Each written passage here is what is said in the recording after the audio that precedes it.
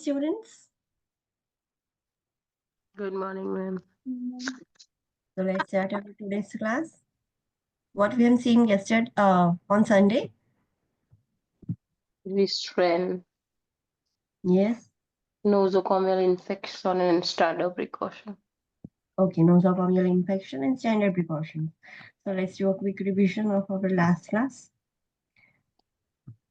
On Sunday, we have completed the alternative ways before applying restraints on a patient. So what alternatives way you can apply on a patient who is confused? Tell me what you can do. Supervision continue રાખવાનું. Then Yes. room હોય near nursing station રાખવાનું. Yes. Then relaxation technique નો use કરવાનો. Yes. Exercise ambulation કરાવવાનો. But depending on the client condition, Yes. we have to consider the client's condition in mind. So we have to orient the client and family members. We have to explain the procedures to client and family members. We have to encourage the family members to stay with the client. At least we need one sitter if someone is available for the supervision. We will assign the room of a confused patient near the nurse's station. We will also provide visual and auditory stimuli like night light, clocks, calendars, and all that. We will place the familiar items of a patient in a nearby reachable area. So patient can easily grasp that.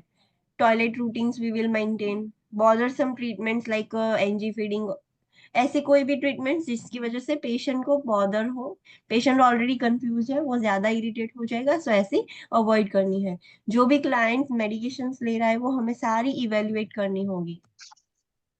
Then relaxation techniques हम use कर सकते हैं patient को regular every 4 or 5 hours. So according to the agency policy, frequently we will do exercise and ambulation schedules. But for that, we have to keep the client conditions in considerations. If the client is able to perform exercise and ambulation, then and then only we will institute the exercise and ambulation schedule. We have to also check the oxygen status, that is SpO2, vital signs, electrolyte lab values, because we have to identify what is the cause of the confusion. Patient confused क्यों हुआ है? So we have to know that also. Next, we have seen poisons. Poisons means, what do you mean by poisons? Yes, any substance that impairs the health. कोई भी ऐसा substance हो जिसकी वजह से health impair हो जाए और it can be fatal. ऐसा कुछ सब्सटेंस जो हम इंजेस्ट कर दे, इनहेल कर दे और कोई भी अनदर रीजन से हमारी बॉडी में एब्सॉर्ब हो जाए और जो हमारी हेल्थ डैमेज कर दे, that is called as poisons. There are only some antidotes for specific kinds of poisons. Not every poison has antidotes. There are only few poisons which has antidotes or treatments. The capacity of recovery, कि patient कितना recover कर रहा है, उस वैसा कैसे पता चलेगा? कि पहले तो जो भी हमने एंटीडोट दिया है पॉइजन के लिए, उसकी असर बॉडी ने कैसे एक्सेप्ट किया है वो एंटीडोट को, उससे पता चलेगा. और कितने अमाउंट में क्लाइंट ने इंजेस्ट किया है उससे भी पता चलेगा. ज्यादा इंजेस्ट किया होगा तो रिकवरी के चांसेस कम हो जाएंगे. पॉइजन की वजह से सारी सिस्टम इम्पेयर हो सकती है. रेस्पिरेटरी का, circulatory, central nervous system, hepatic, GI, renal system, सारी सिस्टम इम्पेयर हो जाएगी. कौन से पेशेंट को ज्यादा रिस्क है? Which patients are at more risk of poisoning? Infant, toddler, toddler. Yes, preschooler, yes. older adult. Yes, infant, toddler, preschooler, young age school child, or older clients. These are at high risk of poisoning.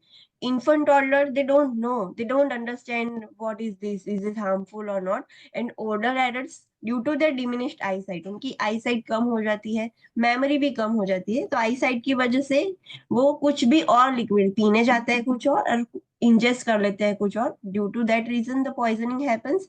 And sometimes due to the impaired memory, old age mein already they are taking some of the medications, so they forget whether I have taken this medication earlier or not, and due to that reason they take another dose also. So due to such conditions, there are high risk of overdosage of medications. That is also a poisoning for the body. So this incidents happens in older age. और सारी जगह पर, सारे भी वहां पर house होते हैं, वहां पर जो टेलीफोन जहां पे भी रखते हैं वहां पर poison control phone number should be visible, sticked होना चाहिए सारे टेलीफोन की जगह पर, जहां पर भी घर में स्मॉल चिल्ड्रन हो और ऐसे भी लाइक हो कि सस्पेक्टेड हो कि हमें तुरंत ही वहां पर कॉल कर सके. So it should be in a visible area. Interventions, जब भी we are not talking about the hospital now, we are outside, और कोई भी ऐसा घर हो जहां पर कहीं पे भी पॉइजनिंग का केस हुआ है, so what will be the first step? Call the poison control center. Yes, we will call the poison control center first, then we will according to their orders. अगर वो ऑर्डर दे कि ambulance को call करो, then करना है. अगर वो ऐसा बोले कि we are coming to your home, so do we call to the ambulance? No, ma'am. No, there is no need. So according to their order we have to work. वो जो order दे वो करना है. But before calling to the poison control center, what other things that you have to keep in mind? Remove obvious material from the mouth, eyes, and Okay, body area. okay. Remove the obvious materials from the mouth, eyes or body. Child ने कुछ ingest कर लिया है, आपको मुंह में दिख नहीं रहा. So what you will do? आपको क्लाइंट ने कुछ लिक्विड इंजेस्ट किया है, उसने आ किया, उसके मुंह में नहीं था. So what you will do? Induce vomiting. Will you do the induced vomiting? आपको पता नहीं है कि ये दे आर नॉर्मल पर्सन. हमें पता है कि कौन से कंडीशन में इंड्यूस वॉमिटिंग नहीं करवानी चाहिए. Lye, household cleaner, grease और पेट्रोलियम जेली. कोई ऐसा पर्सन है now, right now you are not a nurse, आपके चाइल्ड ने कुछ इंजेस्ट कर लिया, you don't know what this liquid is. तो नहीं, वॉमिट इंड्यूस नहीं करवानी. yes, never induce a vomiting because we don't know how the liquid will cause damage to the GI system or esophagus. जब उसने ingest किया तब भी damage हुआ, फिर आप उसको induce vomiting कराओगे तो फिर से damage हो जाएगा. So don't induce vomiting. आपको अगर दिख रहा है, it is obvious material in the mouth, eyes और कहीं पे भी है, तो आप तुरंत निकाल सकते हो. अगर वो child के मुंह में भरा हुआ है, तो आप child को बोल सकते हो कि spit it out. ऐसे ऑब्वियस मटेरियल्स हो, कुछ मुंह में ऐसा कुछ पॉइजनस सब्सटेंस डाल दिया हो तो आप निकाल सकते हो, दिख रहा हो तो. अगर नहीं दिख रहा है तो don't attempt for induce vomiting. जब आपको पॉइजन कंट्रोल सेंटर वाले बोले कि वॉमिटिंग कराओ तभी करवानी है, otherwise you don't have to induce the vomiting. Second, आपने पहले दिखा, निकाल दिया, नहीं दिख रहा तो नहीं निकाला, फिर आप क्या करोगे? फिर पॉइजन कंट्रोल में. बिफोर दैट, निकालने से और पॉइजन कंट्रोल करने से, पॉइजन कंट्रोल को आप क्या इंफॉर्मेशन दोगे? My child has ingested what? वो पहले पूछेगी. आइडेंटिफाई करवाना. Yes, we have to identify कि जो चाइल्ड है या कुछ भी जो भी है उसने क्या इंजेस्ट किया है. If you don't no, you can give the description कि जो बॉटल थी उस पर ऐसा कुछ लिखा था और ऐसे कलर का था, आपको नहीं पता कि ये क्या है, कुछ अनआइडेंटिफाइड ऑब्जेक्ट था, तो आपको उसका डिस्क्रिप्शन भी देना होगा. So you have to know the type कि क्या इंजेस्ट किया है और कितने अमाउंट में इंजेस्ट किया है. 100 ml, 200 ml, half of the bottle, 1 sip, 2 sip, कितना इंजेस्ट किया है. You have to give this information to the poison control. So before calling the poison control, make sure कि आपके पास ये सारी information हो, then you have to call the poison control. वो आपको जो order दे वो करना है. If they tells you to call the ambulance, you have to call the ambulance. If they tells you to induce the vomiting and save that vomiters and take to the emergency department, you have to induce the vomiting and save that vomiters and take that to the emergency department. जो भी आपको बोले वो ही करना है आपको. फिर कौन से कंडीशंस में हमें इंड्यूस वॉमिटिंग नहीं करवाना चाहिए? Because it irritates the GI lining. कौन सी है वो products? Household cleaners, grease, petroleum products and I. Yes, lyes, household cleaners, grease and petroleum products, ये सारे इरिटेट्स है. जब भी क्लाइंट अनकॉन्शियस हो जाए इंजेस्ट करने के बाद, वेदर इट इज इरिटेटिंग और नॉन इरिटेटिंग, अनकॉन्शियस क्लाइंट में हमें इंड्यूस नहीं करवानी है vomiting. What is the red point that you have to remember? कोई भी इंटरवेंशन करता पहला पॉइजन कंट्रोल में कॉल करो. Yes, before doing any intervention, first call the poison control center. That is the our priority step or first step. So don't forget this. Next, we have seen healthcare associated infection. It is also called as Nosocomial. nosocomial infection and hospital acquired infections. Yes. So what are these? कोई मुझे बताएगा कि ये क्या है? Hospital acquired infections or nosocomial infection. What is this? હોસ્પિટલમાં રહેવાથી જે ઇન્ફેક્શન થાય એ હોસ્પિટલ Yes. Patient वो घर से लेके नहीं आया. During admission, whether the infection was present in the patient or not. No during admission जब पेशेंट एडमिट हुआ तब उसे इन्फेक्शन नहीं था due to the hospital stay patient को वो इन्फेक्शन लगा है so that infection is called nosocomial infection कौन सा इन्फेक्शन ज्यादा देखने को मिलता है हॉस्पिटल नोजोकोमियल इन्फेक्शन के रिस्क क्या ज्यादा है कौन से इन्फेक्शन वेरी कॉमन है clostridium difficile then UTI, yes, UTI is also nosocomial infection. Then, hand-to-hand contact. okay, but वो हैंड टू हैंड कांटेक्ट से कौन सा इन्फेक्शन स्प्रेड होता है बहुत ही फ्रीक्वेंट है ventilator assisted pneumonia yes ventilator assisted pneumonia वो भी हो सकता है surgical side infection side infection yes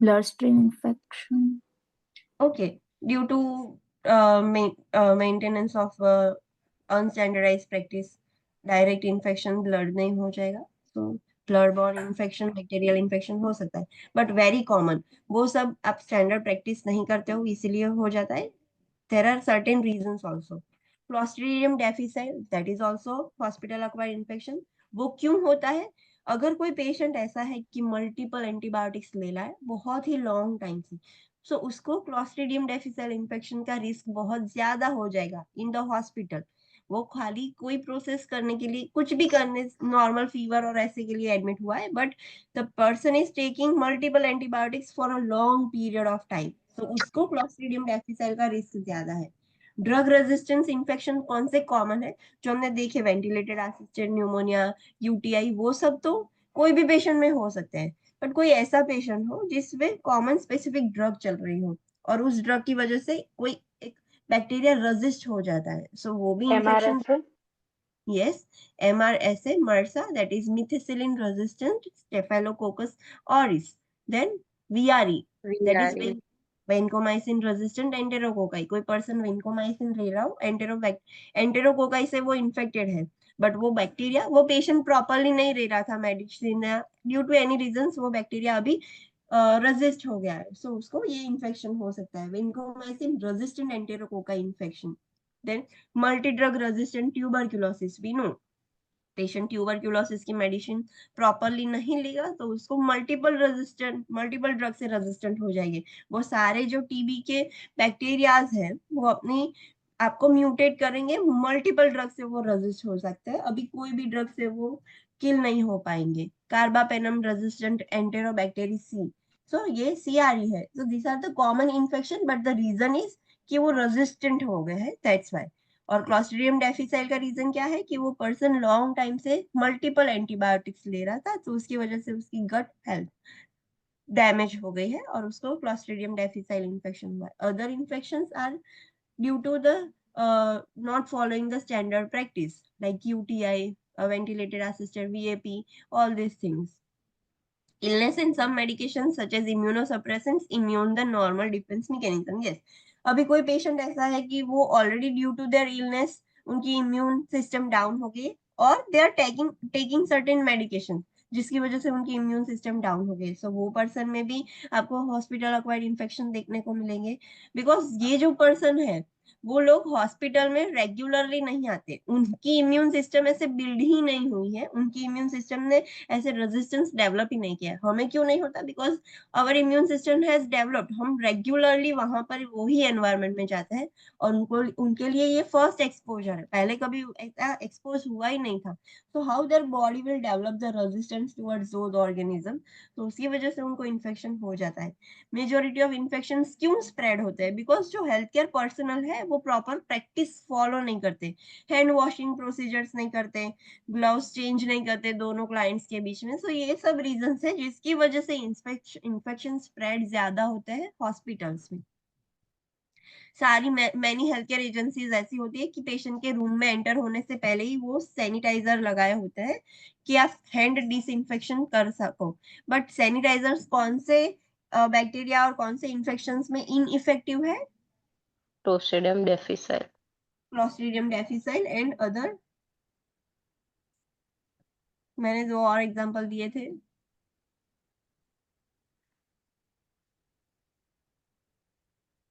rotavirus, norovirus, उसमें हैंड सैनिटाइजर से काम नहीं चलेगा। So what you have to do? Hand compulsorily washing. Hand washing, उससे हैंड हैंड सैनिटाइजर वॉशिंग। से नहीं काम लगेगा। Then we have seen standard precautions. Standard precautions means, what do you mean by standard precautions?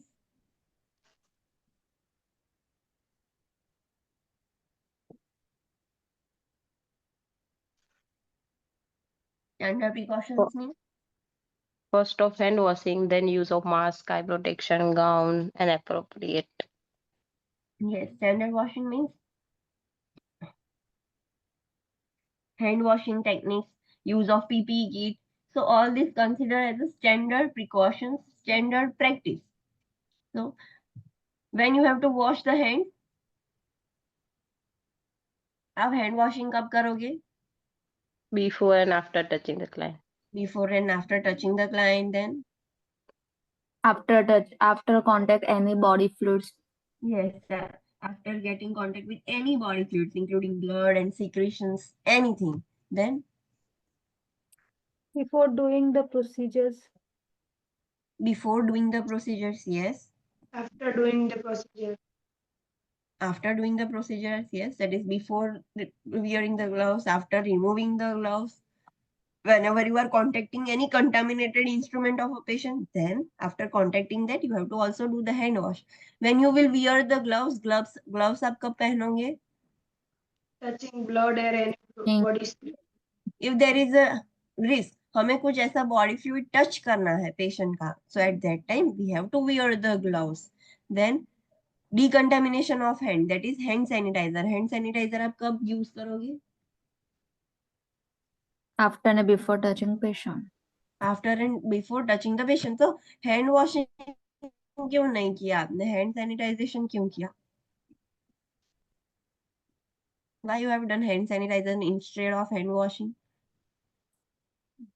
કેમ કે When there is hand washing થી સ્પોર kill થાય જ્યારે પેલામાં બેક્ટેરિયા કિલ થાય. no, no, no, no, no, not and just वैसा reason ही है। Because hand sanitization इसलिए किया कि आपने पेशेंट को सिर्फ ऐसे टेम्परेचर के लिए और वैसे टच किया था। There is no risk of transmission of infection. तो आपने आपके हाथ ऐसे स्पेसिफिक गंदे नहीं हुए हैं, स्पॉइल नहीं हुए, सो आप सिर्फ हैंड सैनिटाइजेशन कर दोगे तो दैट वुड बी फाइन। उससे भी उसमें भी एंटीबैक्टीरियल प्रॉपर्टी है। सो अगर आपके हाथ विजिबली गंदे नहीं हुए, आपने कुछ ऐसी चीज नहीं छुई है और ऐसा कुछ प्रोसीजर भी नहीं किया है क्लाइंट पर कि आपके हाथ उतने गंदे हुए हो, so at that time you can do the hand sanitization. But अगर विजिबली सॉइल्ड हो, आपने कुछ ऐसा छू लिया है, so you have to do the hand washing. Understood? Yes. Yes. When you will wear mask, eye protection and face shield, वो कब पहनना चाहिए?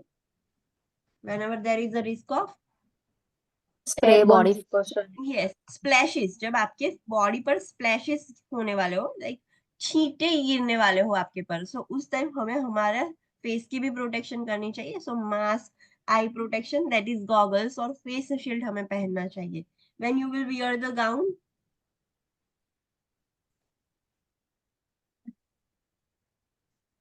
When you will wear the gown, Blood and body fluid ના contact માં આવે છે. Yes, हमारे clothes पर जब स्प्लैशेस गिरने का रिस्क हो, हमारे क्लोथ्स गंदे होने का रिस्क हो, ऐसे टाइम पर हमें गाउन पहनना ही चाहिए to protect our clothes from getting soiled.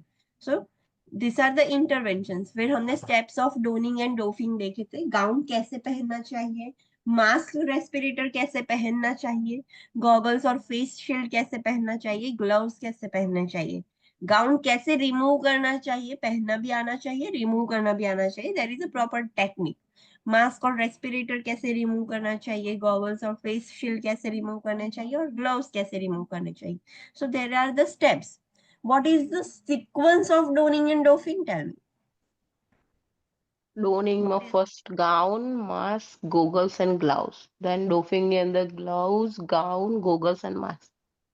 Okay, so this is the sequence you have to remember. For donning, it is gown, mask, goggles, and gloves. For doffing, it is gloves, gown, goggles, and mask. So remember this sequence. It may be asked in examination. So remember this sequence. Then we have seen that जब भी आप कोई equipment touch करो, सो इसको properly clean करना चाहिए. सारे जो कंटामिनेटेड लीनन्स है पेशेंट के, वो लीक प्रूफ कंटेनर में रख के हमें ट्रांसपोर्ट करने चाहिए. जो नीडल्स है उसे लाइक आप जब भी हो सके उतना नीडल लेस यूज करो इंस्ट्रूमेंट, जिसकी वजह से नीडल से की इंजरी कम हो जाए. अगर आप इंस्ट्रूमेंट यूज करते हो तो उसको पंचर प्रूफ कंटेनर में डालना है और रिकैप नहीं करना है, अनकैप्ड ही डाल देना है. जो भी शायद नीचे फ्लोर पे या कहीं पे भी स्पीलेज हो पेशेंट के ब्लड का और बॉडी फ्लूइड का, so you have to clean with the solution of bleach and water. What is the ratio? 1:10. जितना ब्लीच लो मल्टीप्लाई बाय 10, उतना वाटर लेना है. What is the red point that you have to remember? દરેક કાઇન્ડનું blood અને body fluid contaminated છે એ રીતે ટ્રીટ કરવાનું. Yes, we have to handle the blood and body fluids of a patient as if they are contaminated. वो contaminated ही है हमारे लिए, तो whether the patient has any infection or not, हमारे लिए वो चीज contaminated है, वैसे ही हमें handle करना है वो सब. So, any doubt till this? No. Okay. So let's start with different transmission based precautions. These are very important. This is very important topic. Exam में आपको ये पूछे जाएंगे. So be attentive. There are different types of transmission based precautions like airborne precautions, droplet precautions, contact precautions, contact enteric precautions. ये सारे precautions हमें याद रखना है. उसमें से क्वेश्चंस ऐसे आते हैं कि for specific type of precautions आप कैसे प्रिकॉशंस लोगे. एयरबोर्न प्रिकॉशंस है तो आप कैसे प्रिकॉशंस लोगे. फिर एयरबोर्न प्रिकॉशंस कौन सी कंडीशंस में लोगे, what are the disease conditions. So you have to remember all these things. So let's start. Transmission based precautions includes airborne, droplet, and contact. There are three types of precautions. Contact is also subdivided into contact enteric precautions. Airborne precautions कौन सी disease condition में लेने चाहिए. So what are the disease conditions for airborne precautions? So it is measles, chickenpox, that is varicella, disseminated varicella zoster. What do you mean by disseminated varicella zoster?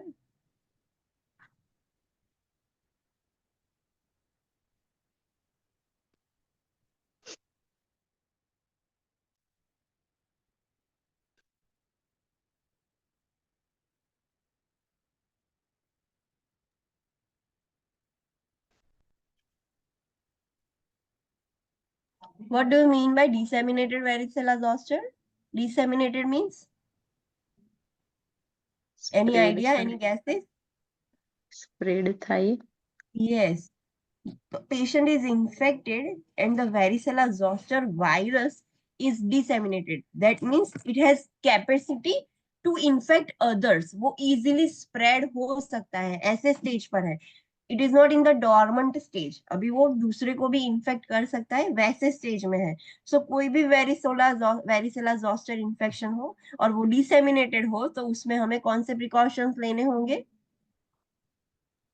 Airborne. Airborne precautions. Yes. Pulmonary और laryngeal tuberculosis. Patient को pulmonary that is lungs का TB हो, laryngeal का TB हो, सो ऐसे time पे भी हमें एयरबोर्न प्रिकॉशंस लेने हैं. SARS, that is CoV2, coronavirus, COVID-19, that we have to take the airborne precautions. So these are the disease conditions you have to remember. Barrier protection, आप कैसे प्रोटेक्ट करोगे? आपको पता चल गया है कि इस डिजीज कंडीशन में हमें एयरबॉर्न प्रिकॉशंस लेने हैं, बट कैसे प्रिकॉशंस लोगे? आप कैसे प्रोटेक्ट करोगे एक क्लाइंट से दूसरे क्लाइंट को ट्रांसमिट ना हो, बिकॉज इट इज एयरबॉर्न, सो वो हवा से भी जाएंगे. So how you will maintain the safety of other patients? So let's see how you will protect others. So single room is maintain under negative pressure and don't doors remains closed except upon entering and exiting. So हमें patient को एक अलग private room में देना है. Can you cohort the same disease condition of patient? एक patient को TB है और दूसरे पेशेंट को भी टीबी है, तो आप सेम पेशेंट्स को ऐसे कोहॉर्ट कर पाओगे? No.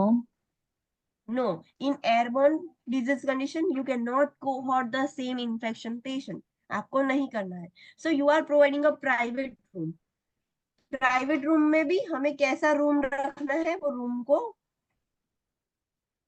Negative pressure. Negative pressure. Negative pressure. What is that? Negative pressure means Air exchange થાય. એ રૂમમાં જે એર હોય તે બહારના એરિયામાં ના આવે. यस. ये जो रूम है, वो जो रूम है जो पेशेंट, जब पेशेंट को हमने जो रूम में रखा है वो रूम का प्रेशर कम है. सो वी नो कि जहां पर भी ज्यादा प्रेशर होगा वहां से कम प्रेशर की तरफ एयर जाती है. Normal flow is from higher pressure to lower pressure.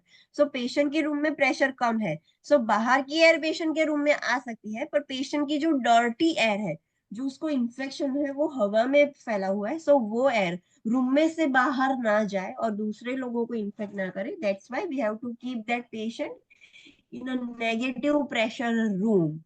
उसकी प्रेशर कम है, सो बाहर से अंदर आ जाएगी पर अंदर से बाहर नहीं जा पाएगी air.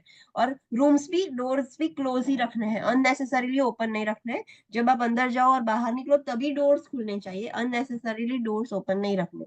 So this is the protection that you can take. Negative airflow pressure is used in the room with a minimum of 6 to 12 air exchanges per hour via high efficiency particulate air, that is HEPA, that is high efficiency particulate air. Filtration mask or according to agency protocol. Yes, हमें पता है कि हमने patient को negative pressures में रखा है. Do you know there are certain kinds of air purifier जो एयर को प्योरीफाई करते हैं. सो जस्ट लाइक दैट हमने नेगेटिव प्रेशर में तो रखा है पेशेंट को, बट पेशेंट के रूम में 6 से 12 एयर एक्सचेंजेस होने चाहिए, एयर प्योरीफायर्स होने चाहिए अकॉर्डिंग टू एजेंसी पॉलिसी. और 6 से 12 टाइम एक घंटे में ऐसे एक्सचेंज होनी चाहिए, एयर प्योरीफाई होनी चाहिए. एजेंसी में ऐसा हो कि 4 बार करना है तो 4 बार होगा in an hour 12 times. So we have to follow the agency policy. पर पेशेंट के रूम में एयर प्योरीफायर्स होने चाहिए कि जो एयर फिल्टर करते रहे. ऐसा ना हो कि पूरा एनवायरमेंट सारे डिजीज बैक्टीरिया और उससे भर जाए. So we have to frequently purify the room. ऐसे मशीन से होते हैं जो ऑटोमेटिक करते हैं, बट वो हमें इंस्टिल करने होंगे पेशेंट के रूम में. सो क्या यूज कर सकते हो? What is the filtration device? So it is called as high efficiency particulate air. So that is the HEPA filtration. You have to use this type of filter. और आप filtration mask use कर सकते हो. Mask कौन सा? Specific airborne के लिए filtration mask कौन सा आपने यूज किया था during Covid? N95. N95. yes, we cannot use the regular surgical mask. जो ब्लू मास्क होते हैं वो यूज नहीं कर पाओगे एयरबॉर्न में, वो आपको प्रोटेक्ट नहीं करेगी. You have to use the filtration mask N25, और उससे ज्यादा फिल्ट्रेशन वाले हो तो वो भी यूज कर सकते हो, बट N25 से कम नहीं. So you have to use the filtration mask. UV light, germicide, irradiation और HEPA filters is used in the room. Yes, आप दो चीज यूज कर सकते हो, या तो आप फिल्टर यूज करो HEPA filters, और else UV light germicide irradiation. मतलब वो पेशेंट के रूम में यूवी लाइट होगी जिसकी वजह से जो एयर में सारे डिजीज बैक्टीरिया वायरसेस है वो सारे किल हो जाए. So you have to use any of the two things, you ultraviolet germicide irradiation और HEPA filters.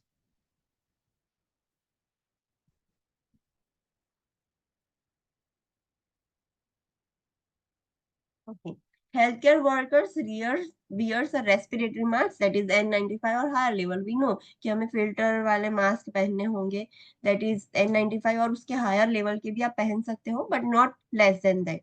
In case of COVID clients, both airborne and droplet precautions may be instituted. अगर Covid वाला patient है तो उसमें airborne precautions भी लेने हैं और ड्रॉपलेट प्रिकॉशंस भी लेने हैं बिकॉज कोविड के स्पोर्स रेस्पिरेटरी ड्रॉपलेट से भी स्प्रेड होते हैं. सो एयरबोर्न एंड ड्रॉपलेट दोनों प्रिकॉशंस कोविड वाले पेशेंट में लगेंगे. कॉन्टेक्ट प्रिकॉशंस में ऑल्सो भी needed and sometimes contact precautions भी. कैसे कॉन्टेक्ट? अगर पेशेंट ने कुछ ऐसी चीज, for example this is my handkerchief, I am sneezing in my handkerchief and putting this somewhere else, तो वो कंटामिनेटेड है बिकॉज उसमें मेरे ड्रॉपलेट्स हैं, उसकी वजह से दूसरी सरफेस कंटामिनेटेड हो जाएगी.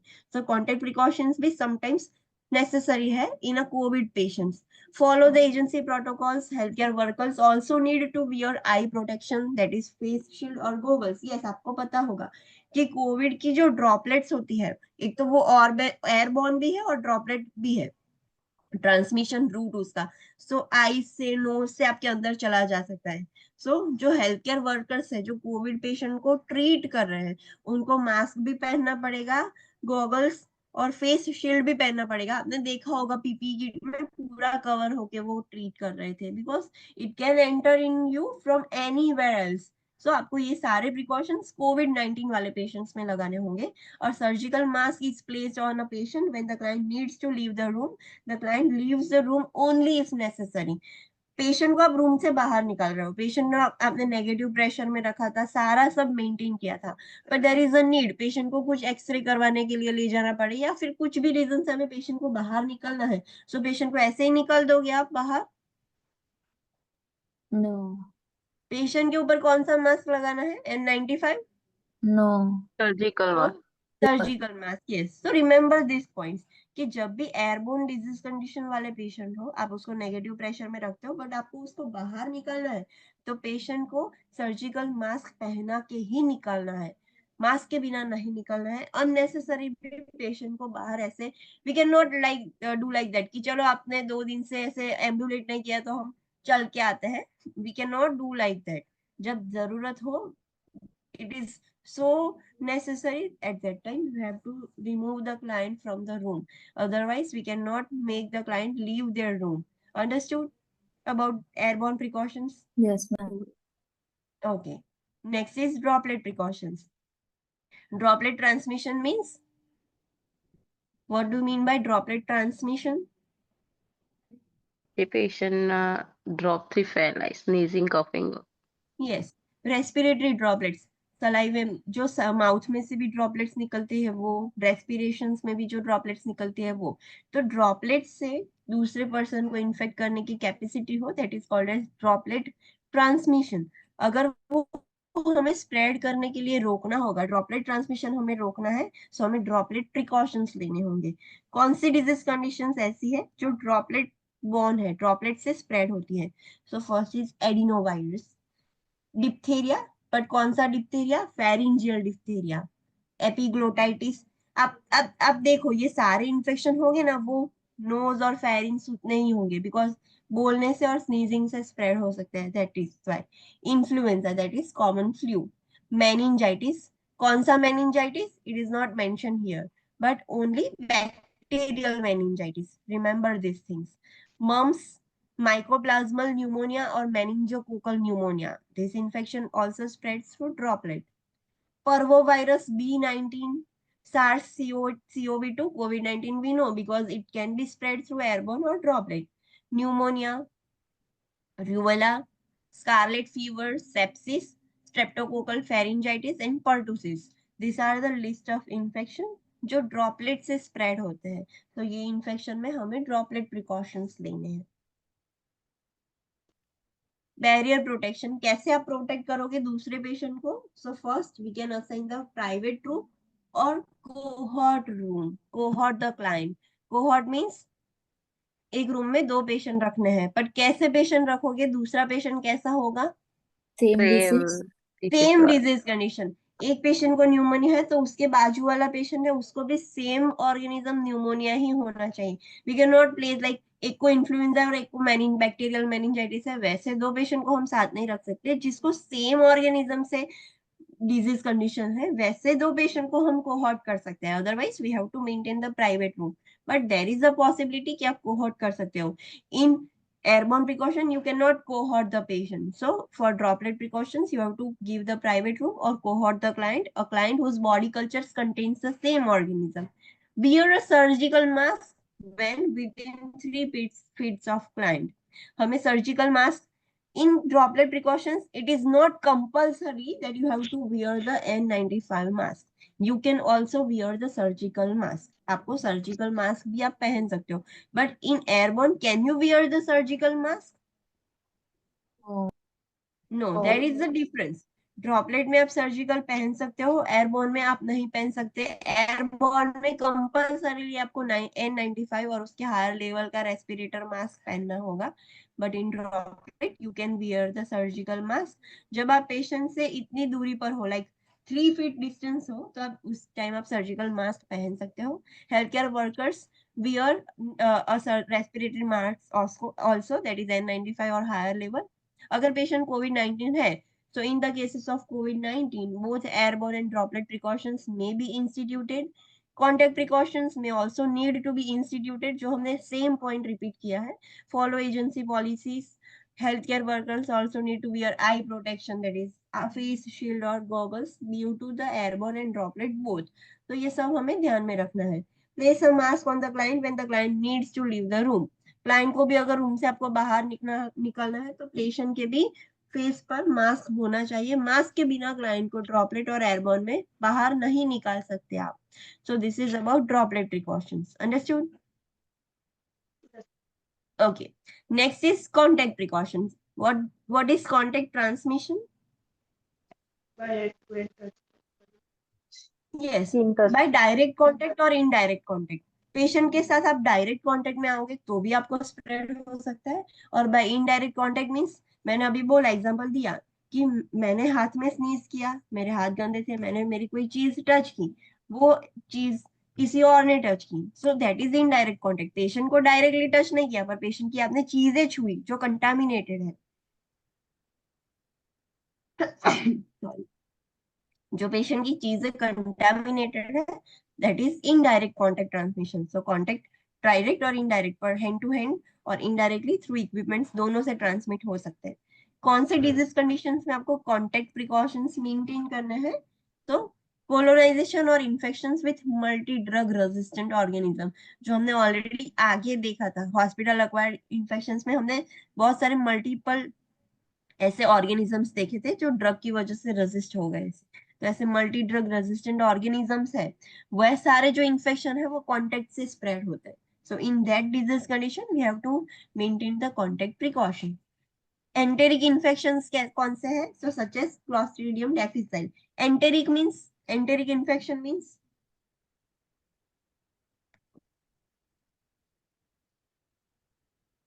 What do you mean by enteric? Enteric word का मतलब क्या होगा? इंटेस्टाइन में. It is related to intestine. So enteric infections कौन से हैं? क्लॉस्ट्रिडियम डिफिसाइल, वो किसका इन्फेक्शन हुआ? इंटेस्टाइन. इंटेस्टाइन का इन्फेक्शन है. जब भी कोई पेशेंट क्लॉस्ट्रिडियम डिफिसाइल से इन्फेक्ट होगा तो उस पेशेंट को डायरिया हो जाएगी, because it is enteric infection. वो इंटेस्टाइन का इन्फेक्शन है. सो उसमें भी आपको कॉन्टेक्ट प्रिकॉशंस रखने होंगे. रेस्पिरेटरी इन्फेक्शंस कौन से इन्फेक्शन है? हमने पहले मल्टीपल ड्रग रेजिस्टेंट इन्फेक्शन देखे, फिर enteric infection, respiratory infections like respiratory सिंस्टियल virus. So it is an example. Influenza.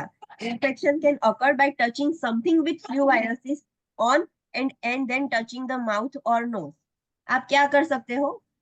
Influenza, patient को इन्फ्लुएंजा का इन्फेक्शन हुआ है. सो आप अगर वो पेशेंट ने ऐसे स्नीजिंग किया, मैंने जैसा ही एग्जांपल दिया, और मैंने हैंकरचीफ में स्नीज करके कहीं पे भी रख दिया, सो दूसरी चीज भी कंटामिनेटेड हो गई है ड्यू टू द इन्फ्लुएंजा. तो वैसे भी टाइम पर आपको कॉन्टेक्ट प्रिकॉशंस मेंटेन करने होंगे. वुंड इन्फेक्शन, पेशेंट को कुछ ऐसा लगा है, वुंड कहीं पे भी इंजरी हुआ है और वो वुंड इन्फेक्टेड हो गया है, सो आपको वो वुंड से भी अगर आप डायरेक्टली ओपन बेयर हैंड से और आपकी स्किन में भी कहीं पे भी कट्स हो और आप वो टच करोगे तो वो इन्फेक्शन आपके अंदर भी आ सकता है। So whenever a person with wound और उसका वुंड इन्फेक्टेड हो गया, सो वुंड इन्फेक्शन में भी हमें कॉन्टेक्ट प्रिकॉशंस मेंटेन करने होंगे। स्किन इन्फेक्शन, स्किन पर ही सुपरफिशियल इन्फेक्शन हो like cutaneous diphtheria, herpes simplex, impetigo, pediculosis, scabies, staphylococcus skin infection, varicella zoster skin infection। तो ऐसे स्किन इन्फेक्शन में हम डायरेक्टली पेशेंट को टच नहीं कर सकते, otherwise you will get the infection. Eye infection कैसे? सो लाइक कंजक्टिवाइटिस, कंजक्टिवाइटिस हो पेशेंट को और बार बार आपने देखा होगा कैसे इजीली स्प्रेड होता था, क्यों? बिकॉज वो पर्सन ऐसे आईज टच करेगा, हैंडकरचीफ टच करके ऐसे रखेगा और आपने वो पर्सन की चीज टच कर ली, सो आपको भी, आपने फिर अपनी आईज टच कर ली, सो आपको भी कंजक्टिवाइटिस हो गया। Adenovirus infection, indirect contact transmission may occur when the contaminated object or instrument or hands are encountered। yes, indirect contact transmission means क्या कि आपने कुछ कंटामिनेटेड ऑब्जेक्ट, इंस्ट्रूमेंट और इनडायरेक्टली हैंड्स आपने टच कर लिए हैं पेशेंट के, so you will get the disease condition or infection, so that is indirect contact transmission। direct contact transmission means आपने डायरेक्टली पेशेंट कोई वो जगह पर ही टच कर लिया। SARS COVID-19 again you have to make airborne droplet and contact precautions, so this is the disease conditions। कैसे आप protect करोगे सब पेशेंट को? सो प्राइवेट रूम और कोहॉर्ट द क्लाइंट, आप प्राइवेट रूम भी देख सकते हो, कोहॉर्ट भी कर सकते हो। कोहॉर्ट में इट इज नॉट नेसेसरी कि सेम डिजीज कंडीशन वाले हो, आप जो भी कॉन्टेक्ट प्रिकॉशंस वाले हैं आप उसको कोहॉर्ट कर सकते हो। इट इज, हम टच नहीं करेंगे, दो पेशेंट को टच करने से मीन हैंड सैनिटाइजर और हैंड वॉशिंग कर देंगे तो it will be fine, so आप कोहॉर्ट कर सकते हो। There is no any rule for cohorting the patient. Use gloves and gown whenever entering the client's room. Yes, हमें पता है कि उसको टच करने से होता है, सो उस टाइम पर हम ग्लव्स और गाउन पहनेंगे जब भी हम क्लाइंट के रूम में एंटर करते हैं। with C. difficile, what is that? C. difficile means Clostridium. Clostridium difficile. Clostridium difficile, yes. So gloves and gowns are worn when in the client's room. Use of soap and water for hand washing when exiting. No sharing of equipments between the clients and room clean with chlorine bleach to kill the spores and prevent the spread of infection। हमें पता है C. difficile सिर्फ hand sanitiser से effective नहीं होगा, we have to do the hand washing. तो जब भी आप क्लाइंट के रूम में जाते हो सो ग्लव्स और गाउन पहन के जाना है। जब भी आप क्लाइंट के रूम से बाहर निकलते हो तब हैंड सैनिटाइजेशन नहीं, you have to wash the hands with soap and water when you are exiting. और जो भी क्लाइंट के इक्विपमेंट्स है वो दूसरे पेशेंट पे शेयर नहीं करने हैं। आई am giving you one example. Doctor morning round लेने गए हैं, डॉक्टर को सारे पेशेंट का ब्लड प्रेशर चेक करना है, सो सारे पेशेंट के रूम में ब्लड प्रेशर चेक कर लिया, फिर क्लॉस्ट्रिडियम डेफिसाइल वाले पेशेंट में गए, उसमें ब्लड प्रेशर चेक किया, फिर वो ही बीपी इंस्ट्रूमेंट दूसरे पेशेंट में यूज किया। So we can not do like that. जो पेशेंट ऐसे हैं जो बहुत इजीली ट्रांसमिट होते हैं उनका सारे इक्विपमेंट्स अलग होने चाहिए। We can not share the equipments, understood? Yes. और अगर आप शेयर करते हो तो दूसरे पेशेंट को यूज करने से पहले आपको क्या करना होगा? Hand washing. And change the gloves. Change the gloves and we have to disinfect the equipment also। आपको सारे सैनिटाइजर से वो पूरा बीपी इंस्ट्रूमेंट्स भी क्लीन करना होगा, otherwise you cannot share the equipment। so this is the thing you have to keep in mind। और जो क्लाइंट का रूम हो उसको क्लोरीन वाले ब्लीच से क्लीन करना होगा कि वो इन्फेक्शन एनवायरनमेंट में स्प्रेड ना हो जाए। सो this is about different types of infection. ये आपके लिए जो मैंने अभी पढ़ाया वो आपको याद नहीं रखना है। I am giving you one table, वो आपको बाय हार्ट कर देना है। Let's move to that. Before moving on to that table, what is emergency response plan and disaster? So let's see. वो हमने वो ऑलरेडी देखा था, कौन से चैप्टर में? Respiratory. नो, प्रायोरिटाइजेशन में हमने देखा था ऑलरेडी कि emergency response plan and disaster triaging हमने देखा था, याद है? Yes, ma'am. Yes, ma'am. हाँ, सो हमने उस टाइम देखा था, तो लेट्स सी अभी हम क्लिनिकल जजमेंट देख लेते हैं। The nurse leader is conducting an emergency meeting for staff about COVID-19 surge response plan and would plan to include the following plans. Points. क्या सिचुएशन है? जब कोविड-19 का सिनेरियो हुआ था वैसे ही सिचुएशन है। आप नर्स लीडर हो और आपको एक इमरजेंसी मीटिंग करनी है आपके स्टाफ के साथ, बिकॉज बाहर हॉस्पिटल के बाहर बहुत सारा कोविड-19 सर्ज हो गया है, बहुत सारे पेशेंट इन्फेक्ट हो गए।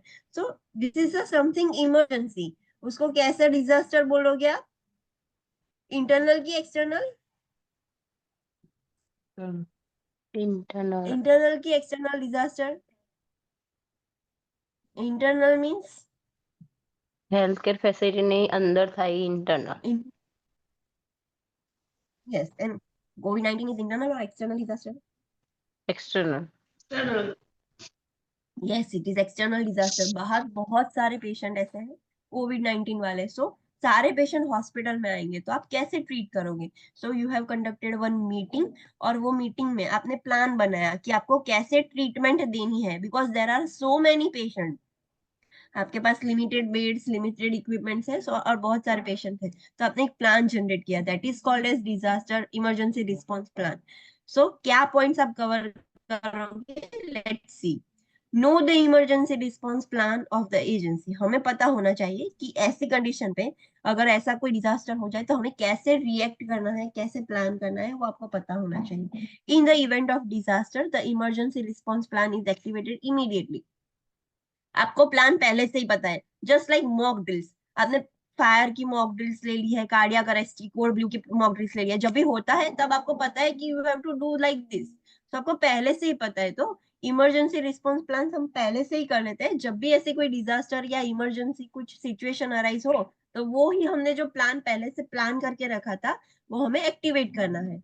Internal disaster are those that occurs within the health care facilities. Internal disaster का मतलब क्या कि हेल्थ केयर फैसिलिटी में हुई है। फॉर एग्जांपल हॉस्पिटल में आग लग गई, हॉस्पिटल में अंदर कुछ हो गया है, हॉस्पिटल में बॉम्ब था, कुछ अंदर हुआ है, so that is called as internal disaster. External disaster means health care facility के बाहर है। फॉर एग्जांपल कोविड-19 अकर्स इन द कम्युनिटी।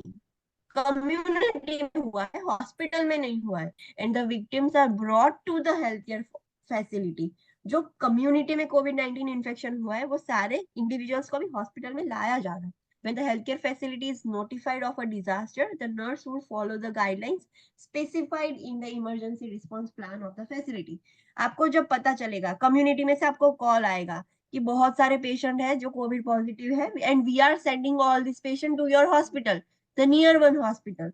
तो आपको पता होना चाहिए कि मुझे कैसे अभी इमरजेंसी रिस्पॉन्स प्लान फैसिलिटी में कैसे जनरेट करना है, मुझे क्या स्टेप्स लेने हैं, वो आपको पता होना चाहिए। Resources are allocated to respective units such as protective equipments, client care equipments, and staff to care for the clients with COVID-19. हमें पता है कि पेशेंट आने वाले हैं, सो हमें सारे यूनिट्स है, सारे वार्ड्स है, डिफरेंट वार्ड्स में, सारे वार्ड्स में हमें रिसोर्सेज पहुंचाने। कौन से resources? Like pulse oximetry probe, PPE kit, hand sanitizers, all equipments, stethoscope और all these things. So सारे resources हमें सारे units में, it means सारे wards में हमें पहुंचा देने हैं। Like प्रोटेक्टिव इक्विपमेंट्स, क्लाइंट की केयर के लिए जो भी इक्विपमेंट्स लगेंगे, वो स्टाफ के लिए जो भी इक्विपमेंट्स लगेंगे जो पेशेंट को केयर कर रहे हैं, वो सब हमें सारे वार्ड्स में रिसोर्सेज अलोकेट करने होंगे। As a part of disaster plan, infection prevention and control protocols are instituted to mitigate the spread of disease. हमें पता है, it is a part of disaster plan.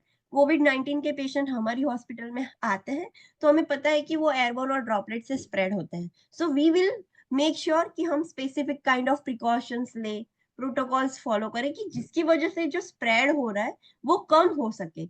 अगर आप फॉलो नहीं करोगे प्रॉपर प्रिकॉशंस तो वो ज्यादा स्प्रेड हो जाएंगे। सो ये सब आपको पता होना चाहिए in emergency situation. Understood? Yes और नो? Yes sir. ओके, तो this is the important table. हमने जो अभी डिस्क्रिप्शन पढ़ा था वो आपको याद नहीं रखना है। You have to remember only this table और only this image. So let's study this image. In the first column you can see the yellow one, this is the contact precautions. आपको ये ही डिजीज कंडीशंस याद रखनी है. जो हमने description में पढ़ा था वो कंफ्यूजिंग था, because some disease conditions are included in contact, some in droplet, और वो बहुत ही कंफ्यूजिंग था.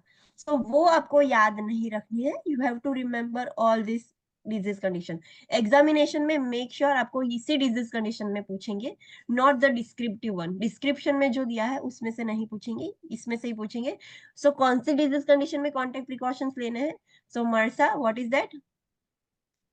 Methicillin resistant Methicillin resistance. Methicillin resistant Staphylococcus aureus. What is VRE?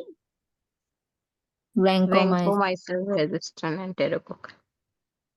Yes, vancomycin resistant enterococci. Conjunctivitis, diphtheria, skin वाला diphtheria. Make sure, because diphtheria दो वाले हैं, हमने देखे थे, एक pharynx वाला था और एक cutaneous वाला था. Respiratory syncytial virus, that is RSV, herpes simplex virus, human metapneumovirus, pediculosis, that is lice, scabies, poliomyelitis and staphylococcus aureus. ये डिजीज कंडीशंस आपको याद रखने हैं, और वो ही डिजीज कंडीशंस में आपको कॉन्टैक्ट प्रिकॉशंस लेने हैं. Just a minute.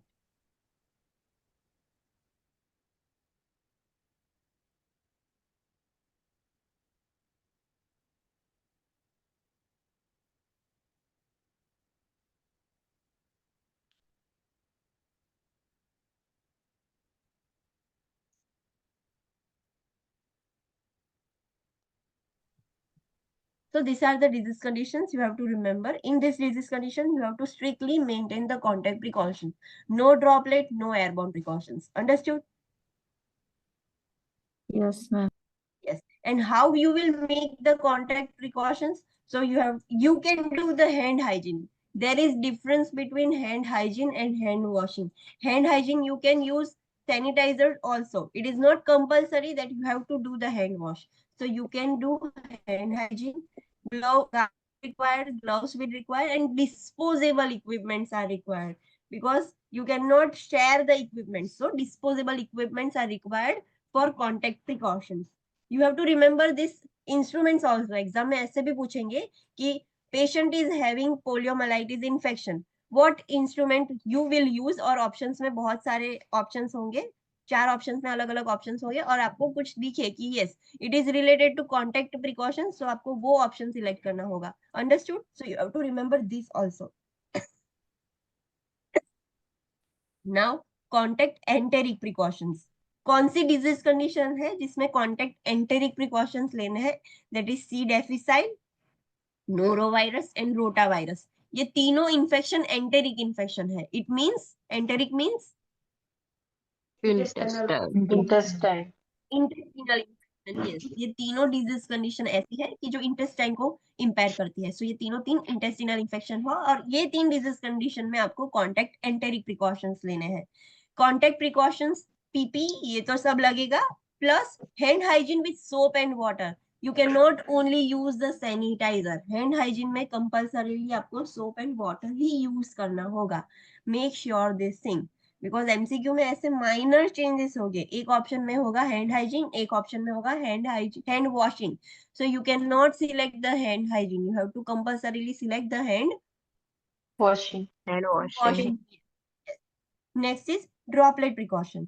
Droplet precautions में डिजीज कंडीशंस कौन सी है? You have to remember that is influenza, pertussis, mumps, rhinovirus, adenovirus, rubella, epiglottitis, parvovirus, bacterial meningitis, not viral. जो मैंने आपको पहले बोला था, मेनिंजाइटिस उसमें लिखा था, पर कौन से मेनिंजाइटिस में आपको ड्रॉपलेट प्रिकॉशंस लेना है?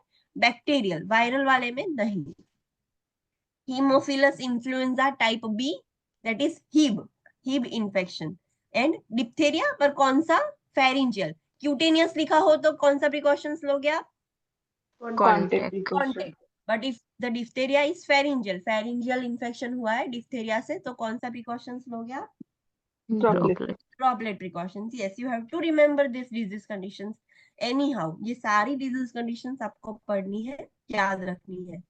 ड्रॉपलेट प्रिकॉशंस कैसे लोगे? तो फर्स्ट इज हैंड हाइजीन. फिर आप मास्क पहन सकते हो. You can see it is not mention कि N95, you can wear the surgical mask. Face shield और गोगल्स भी अगर लगेंगे, अगर आप कोई ऐसा चीज कर रहे हो कि आप there is a risk of splashes, तो आपको फेस शील्ड और गोगल्स भी यूज करना है. If there is no risk, आपको कुछ ऐसा करना ही नहीं है. आप पेशेंट के पास गए हो, पेशेंट का सिर्फ अपने टेम्परेचर चेक किया है, सो उस टाइम आप फेस शील्ड और गॉगल्स यूज करोगे? No. No. There is no requirement. Yes, पर जब भी रिक्वायरमेंट हो तो आपको यूज करना होगा. जब आप क्वेश्चन सॉल्व करोगे तो आपको पता चलेगा कि ये प्रिकॉशंस में से कैसे क्वेश्चंस आते हैं. We will I will give you the test, उसमें टेस्ट में आपको पता चल जाएगा. और कैसे हम प्रिकॉशंस ले सकते हैं. सो प्राइवेट रूम और कोहॉर्ट विथ सेम इन्फेक्शन. आप कोहॉर्ट कर सकते हो but with same infection only. Other infection के साथ आप कोहॉर्ट नहीं कर सकते. Last is airborne. एयरबॉर्न कौन सी कंडीशन है? सो tuberculosis, rubella virus, that is measles, rubiola, not rubella, sorry, rubella is droplet, and rubiola, that is airborne, it is also called as measles. Varicella virus, that is chickenpox, varicella zoster, SARS, that is COV, COVID-19, और smallpox. सारे pox वाले हैं वो याद रखने हैं. It means varicella आपको इतना ही याद रखना है. कोविड-19 आपको ड्रॉपलेट में नहीं याद रखना है. whenever it is asked कोविड-19 है तो कौन सा प्रिकॉशंस लेना है आपको? एयरबोर्न. Airborne. Airborne. एयरबॉर्न ही याद रखना है. Don't remember droplet precautions. कोविड-19 में we have to take the airborne precautions. Other than that जो पॉक्स वाले हैं, small pox, chicken pox, varicella infection हो, वेरिसेला वायरस का, सो चिकन पॉक्स के लिए, जोस्टर के लिए और स्मॉल पॉक्स के लिए, सो सारे वेरिसेला में हमें एयरबॉर्न लेने हैं. TB, so you can remember like this: TB, measles, varicella infection and covid-19. so airborne is easy, there are only limited numbers. so आपको वो याद रखने हैं. और उस कंडीशंस में आपको एयरबोर्न प्रिकॉशंस लेने हैं. कैसे लेने हैं?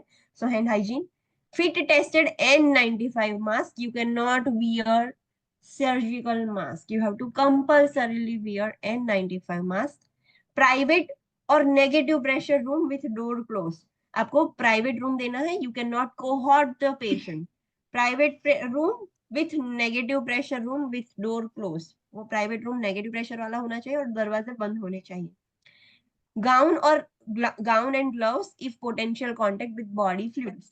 आपको ऐसा रिस्क हो कि बॉडी फ्लूइड्स ऐसे आपके आपके बॉडी फ्लूइड्स के कांटेक्ट में जाने वाले हो, या फिर ऐसा कुछ टच करना हो, स्प्लैशेस होने वाले हो, तब उस टाइम पे आपको गाउन और ग्लव्स भी पहनने पड़ेंगे. So this is the different types of precautions you have to remember. I'm giving you one simple trick what you can do. Airborne precautions के disease conditions है बहुत कम है. You have to remember that. Enteric भी 3 ही है, so आप easily याद कर पाओगे. Droplet के लिए there is one mnemonic. Spider-Man, that is a mnemonic. उसमें सारे disease conditions आपके include हो जाएंगे. So वो Spider-Man है. After break I will tell you कि what is that disease condition.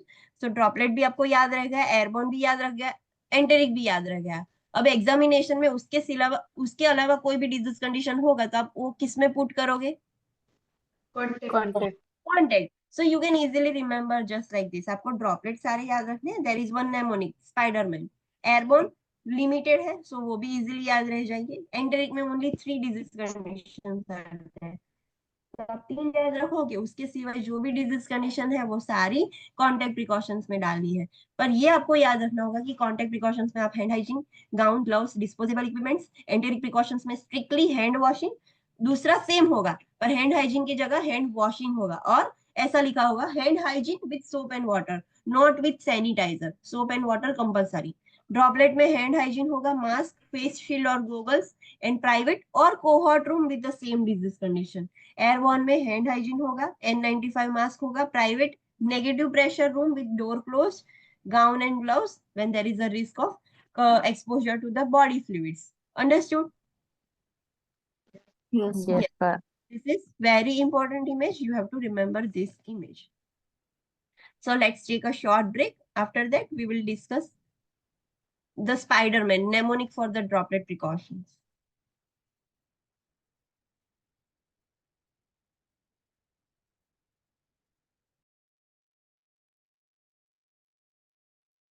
Online students, please come back from break.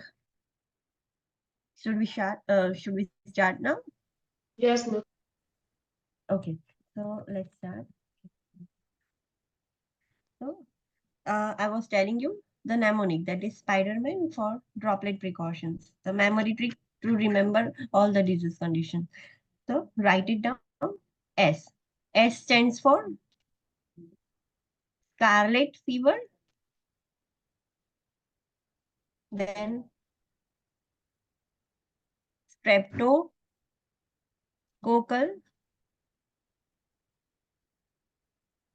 pharyngitis. So two disease conditions are that. S is scarlet fever and streptococcal pharyngitis. Understood? Then P. P means parvovirus,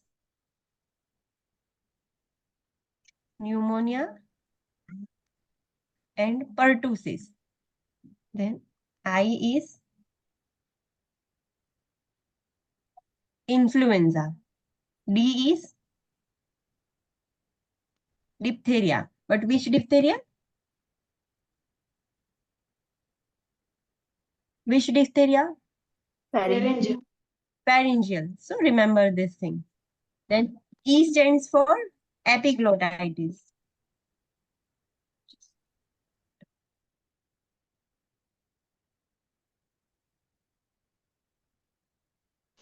Epiglottitis. SPIDER. R stands for rubella and rhinovirus. SPIDER. M. M stands for mumps, meningitis. But which meningitis? Bacterial. Bacterial. So remember these things. And last is AN, Spider-Man. AN means adenovirus. So this is the remember mnemonic trick, Spider-Man. All these disease conditions, in all these disease conditions, we have to take the which precautions? Droplet. Droplet Droplet. precautions, yes. Contact enteric precautions के लिए कौन से disease conditions थे? Rotavirus, norovirus, and Clostridium difficile. Yes, rotavirus, norovirus and Clostridium difficile. Airborne precautions के लिए कौन सी disease conditions थी? Measles, Measles, TB, varicella. Varicella. And Pox. वो जो भी पॉक्स वाले डिजीज कंडीशंस है वो वेरिसेला वायरस से होते हैं. सो you can remember like varicella और एल्स पॉक्स. जिसके भी पीछे पॉक्स लगा हो वो डिजीज कंडीशन आपको किस में रखनी है? airborne. Airborne. एयरबोर्न में. और अगर वेरिसेला लिखा हो तो कौन? वेरिसेला जोस्टर, वेरिसेला हर मतलब वेरिसेला हर्पिस और कुछ भी वेरिसेला लिखा हो तो आप क्या किस में रखोगे? Airborne. एयरबोर्न में. सो you can remember by two things, pox और मैडम वेरिसेला. यस. मैडम પેલું સિંગલ કે છે એ કયું આવે? yes, that is varicella simplex virus. So वो भी हमें एयरबोर्न में ही रखना है. वो डिसेमिनेटेड, वो अगर इजीली स्प्रेड हो सकता है तो वो हमें शिंगल्स और वो सब है जो वेरिसेला से स्प्रेड होते हैं. Varicella is highly contagious. So जो सारे वेरिसेला वाले हो वो आपको पता होना चाहिए कि शिंगल्स किससे स्प्रेड होता है. वो भी जो वायरस है वो भी वेरिसेला ही है. सो सारे वेरिसेला वाले को हमें सारे एयरबोर्न में रखना है. या फिर पॉक्स वाले याद रखो, पॉक्स वाले हमें सारे एयरबोर्न में रखने हैं. अंडरस्टूड? Yes. सो आपको इजीली याद रह जाएगा टीबी, मीजल्स, वेरिसेला और पॉक्स. और last one is SARS. SARS. yes, COVID-19. So you can remember all three these conditions. और ड्रॉपलेट के लिए स्पाइडरमैन याद रखना है. S is scarlet fever, streptococcal pharyngitis. P is parvovirus, pneumonia, pertussis. I is influenza. D is pharyngeal diphtheria or diphtheria. E means epiglottitis. R means rubella or rhinovirus. M is mumps or meningitis, but bacterial meningitis. And EN is adenovirus. तो आपको ये तीनों याद रह जाएगी. इससे अलावा कोई भी डिजीज कंडीशन हो so you have to put the contact precautions, take the contact precautions. पर वो याद रखना होगा कि कॉन्टैक्ट प्रिकॉशंस में कौन से इंस्ट्रूमेंट्स आप यूज करोगे. Hand hygiene, disposable items, then gown and gloves. ये आप कॉन्टैक्ट प्रिकॉशंस में यूज करोगे. What about enteric precautions? Hand washing. Yes, with soap and same water. things, but instead of hand hygiene, Hand washing with soap and water. yes, hand washing करना होगा आपको. और just a minute.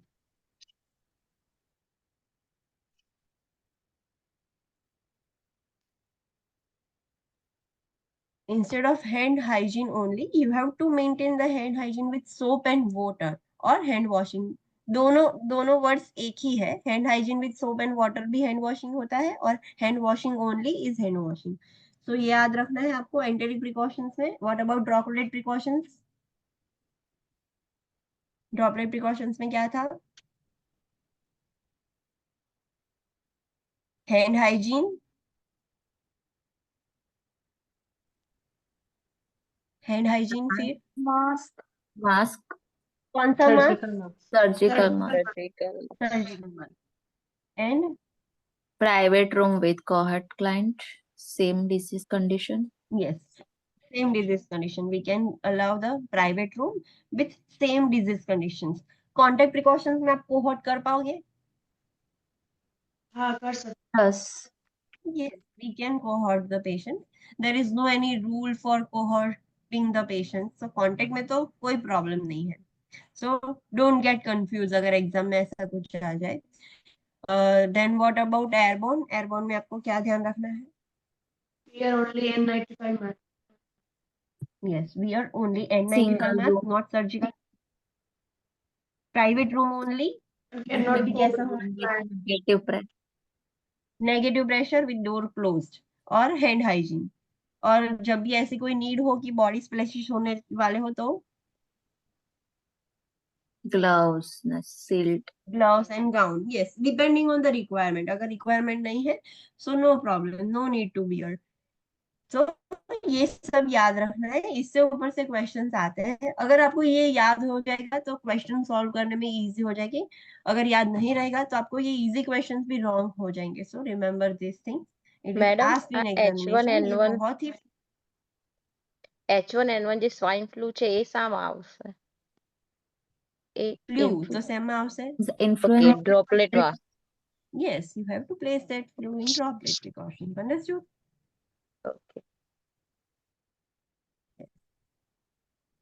So let's start new topic, that is biological warfare agents.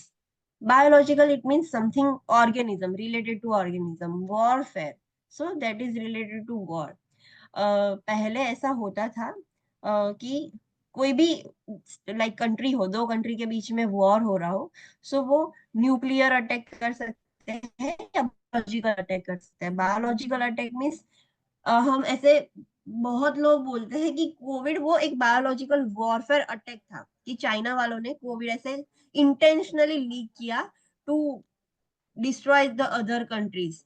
तो it is like that कि आप कोई organism दूसरी country पर अटैक करने के लिए वो ऑर्गेनिज्म स्प्रेड करते हो. जस्ट वन गुड एग्जांपल, आपने वो मूवी देखी होगी क्रिश 2 और 3, आई गेस 3 में वो बताया जाता है कि वो लोग ऐसे सारे पॉपुलेशन में डिजीज कंडीशन स्प्रेड करने के लिए एक म्यूटेटेड वायरस स्प्रेड कर देते हैं. आपने देखा था वो, आपको याद है मूवी?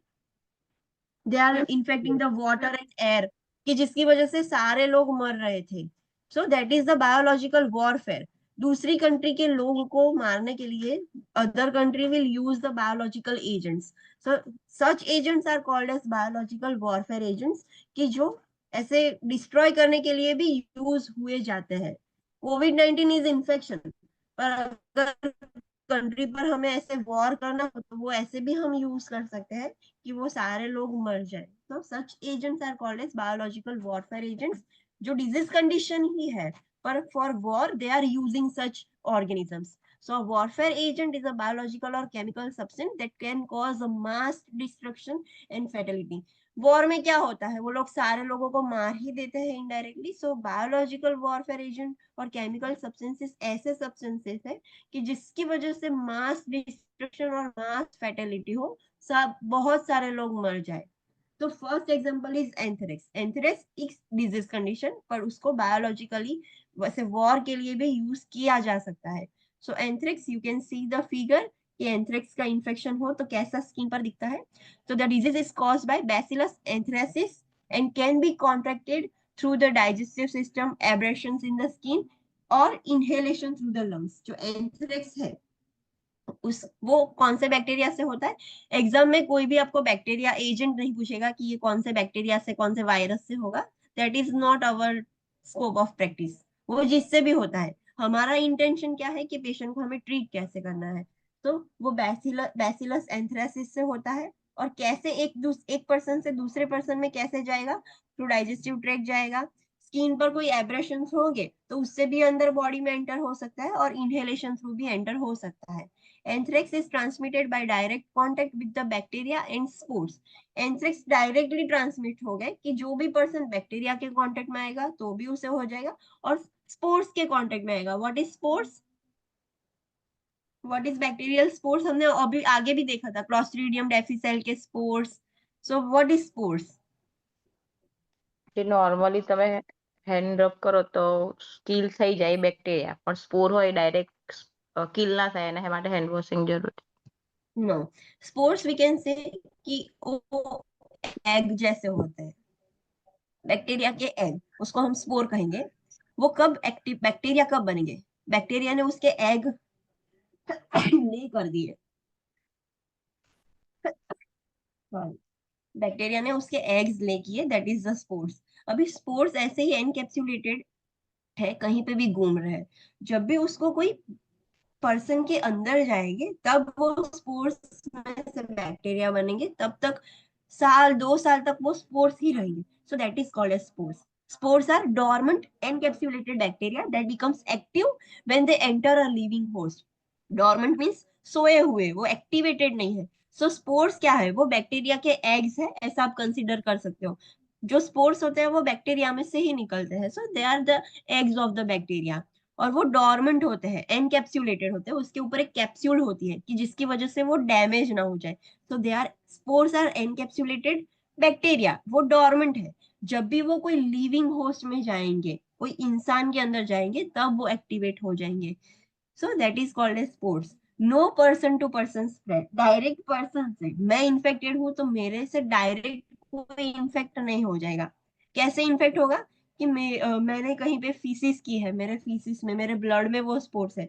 तो मेरा ब्लड कोई डायरेक्टली किसी मुझे कोई नर्स केयर कर रही है, उसको उंगली पे कट लगा है और गलती से उसने मेरा ब्लड टच कर लिया. सो मेरे ब्लड में तो बैक्टीरिया थे, सो वो बैक्टीरिया उसके कट में से उसके बॉडी में चले गए. डायरेक्टली ऐसे direct contact to contact, person to person contact से नहीं होता है एंथ्रेक्स. अंडरस्टूड? यस और नो? Yes sir. यस और हाँ. अभी उसका स्प्रेड कैसे होता है देख लेते हैं. हमने आगे भी देखा कि स्किन पर एब्रेशन से होगा, digestive system that is gastrointestinal, और इनहेलेशन से. 3 तरह से वो स्प्रेड होता है. कैसे होता है, उसके साइन एंड सिम्टम्स क्या है, लेट्स सी. तो एंथ्रेक्स का ट्रांसमिशन कैसा है और उसके सिम्टम्स कैसे हैं. अगर स्किन से स्प्रेड हो रहा है एंथ्रेक्स, तो spores enter the skin through cuts and abrasions and are contracted by handling contaminated animal skin products. आपने कुछ contaminated चीज छुई है तो आपके अंदर वो स्पोर्स कैसे आएंगे? तो अगर आपकी स्किन में एब्रेशंस हो, कट्स हो, तभी वो एंटर हो पाएंगे आपके डायरेक्ट ब्लड के अंदर. सो स्किन टू स्किन में से कैसे स्प्रेड होते हैं? देयर माइट बी एक रास्ता तो होना चाहिए, डायरेक्टली वो नहीं जा सकते. So there might be a cut और एब्रेशंस. और जब भी आप कोई कंटामिनेटेड चीज प्रोडक्ट जैसे छुआ और आपकी स्किन में कट था, आपकी स्किन में एब्रेशन था, तो आपके अंदर आ जाएगा. Infection starts with an itchy bump like a mosquito bite and progresses to a small liquid filled sac. अभी इन्फेक्शन स्टार्ट कैसे होगा? आपके अंदर स्पोर्स आ गए हैं, आपको पता नहीं था, आपको कट था, आपने कुछ इन्फेक्टेड चीज, ये फोन मेरा है, मुझे एंथ्रेक्स है, ये इन्फेक्टेड है, मैंने इसको बार बार छुआ है, ये इन्फेक्टेड फोन है. किसी ने इसको फोन को छुआ है, उसको कट लगा है हाथ में, उसकी स्किन इंटेक्ट नहीं थी, तो जो कट था उसके अंदर से ये बैक्टीरिया वो पर्सन के अंदर चले गए. सो अंदर जाने के बाद पता कैसे चलेगा कि ये कोई इन्फेक्शन है? What are the sign and symptoms? So कैसे स्टार्ट होता है? सो एक ईची बम्प हो जाता है. जब भी आपको मॉस्किटो बाइट होता है तो कैसा एक बम्प हो जाता है, बहुत ही ईची होता है, आपको बहुत ही खुजली आती है, वैसा बम्प हो जाता है. और धीरे धीरे वो बम्प में ऐसे फ्लूइड फिल्ड हो जाता है, बीच में ऐसे लिक्विड पस कैसा भरा हुआ होता है वैसे लिक्विड फिल्ड सैक बन जाता है. The sac becomes painless ulcer with an area of black dead tissue in the mid line. आप इमेज में देख सकते हो जो अल्सर था वो सैक था जो बम्प हो गया था जिसमें फ्लूइड था, अब वो फूट गया और वो पेनलेस अल्सर बन गया. स्किन के ऊपर अभी अल्सर हो गया पर वो पेनलेस है, आप छुओगे तो पेशेंट को पेन नहीं होगा. और सेंटर में कैसा होगा, you can see the black और dead tissue in the middle. ये पूरी अल्सर है, ये पूरी आगे आजू बाजू अल्सर है और बीच में ब्लैक डेड टिश्यू है. So this is how it looks like. Toxin destroys the surrounding tissue. जो बैक्टीरिया में जो टॉक्सिन्स होते हैं वो सारे आजू बाजू के टिश्यूज डिस्ट्रॉय कर देते हैं. सो पेशेंट को स्किन से एंटर हुआ होगा तो वहां पर जहां से एंटर हुआ है वैसा ऐसा सब दिखेगा, स्किन पर ऐसे मार्क्स दिखेंगे तो आपको पता चलेगा कि patient is infected with the anthrax. GI system से भी वो जाता है तो कैसे जाता है, let's see. Infection occurs after injection of contaminated under cooked meet. अगर कोई पर्सन मीट है, जो भी एनिमल का फूड आप खा रहे हो लाइक चिकन और बीफ और लैम्ब, जो भी है मीट है वो अंडर कुक्ड है और वो इंडिविजुअल वो जो एनिमल था उसके अंदर भी ये एंथ्रेक्स वायरस प्रेजेंट था, बैक्टीरिया प्रेजेंट था और उसका मीट बना है पर वो प्रॉपरली कुक नहीं किया. सो अंडर कुकिंग की वजह से वो सारे बैक्टीरिया मरेंगे नहीं और आपने वो ही खा लिया तो आपने डायरेक्टली बैक्टीरिया ही इंजेस्ट कर लिए. सो जीआई ट्रैक्ट से कैसे जाएगा, so infection occurs after injection of contaminated under cook meat. Symptoms begin with nausea, loss of appetite, vomiting. The disease progresses to severe abdominal pain, vomiting of blood and severe diarrhea. इसमें skin पर ऐसी आपको skin पर कोई changes देखने को नहीं मिलेगी बिकॉज वो स्किन से नहीं गए हैं, वो जीआई सिस्टम से गए हैं. सो जीआई सिस्टम रिलेटेड आपको साइन एंड सिम्टम्स दिखेंगे. पहले नोजिया होगा, लॉस ऑफ एपेटाइट, फिर वॉमिटिंग स्टार्ट होगी और जैसे जैसे डिजीज प्रोग्रेस करेगा वैसे सीवियर एब्डोमिनल पेन होगा, vomiting of blood. So what is that called as, new students? vomiting of blood को क्या बोलेंगे? Hematemesis. Hematemesis, yes. So hematemesis होगा और severe diarrhea हो जाएगा. So these are the sign and symptoms. अभी हमने थर्ड रूट देखा था कि इनहेलेशन से होता है, तो वैसा कैसे देखने को मिलेगा, कैसे ट्रांसमिट होगा, what are the sign and symptoms. So infection is caused by inhalation of the bacterial spores which multiply in the alveoli.